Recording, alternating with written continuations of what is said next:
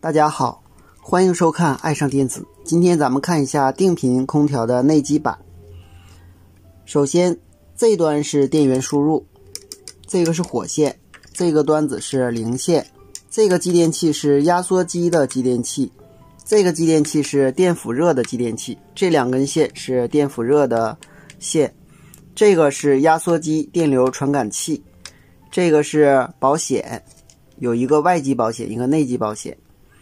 这端是变压器输入线，是交流变压器，这端是变压器输出线，这端是整流桥，这个是滤波电容，这个滤波电容滤波以后电压大概是12伏左右，这个是7805，是给 MCU 供电的，这个三极管是过零检测的三极管，这两个插孔是一个是管温传感器，一个是环温传感器的插孔。这端这个端子是控制面板的端子，包括遥控的线和显示的线。这个就是 MCU， 这个是复位的芯片，这个是晶振。这端这个是 ROM， 是储存程序的。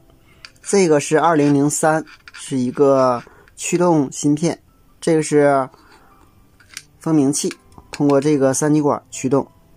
这个驱动芯片有几个输出角是驱动百叶电机的，另外还有两个引脚是驱动这两个继电器的。这两个继电器，一个是四通阀的，一个是风机的，是外风机的。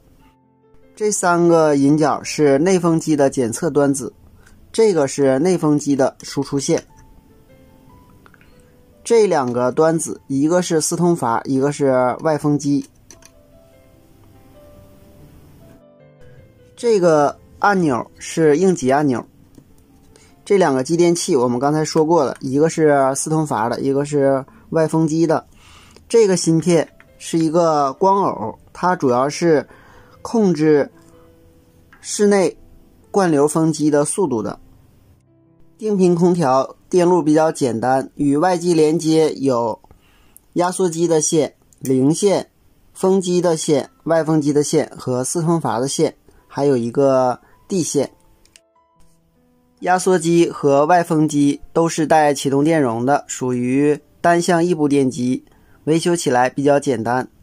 这个电容是内风机的启动电容，这个白色的是一个压敏电阻，防止电压过高烧坏电路的。这个是一个 PTC 的热敏电阻，是防过流的，当后级有短路的时候，这个 PTC 热敏电阻的阻值增大，使后级不供电，这样也保护了整个电路。好，今天咱们就到这里，谢谢大家，再见。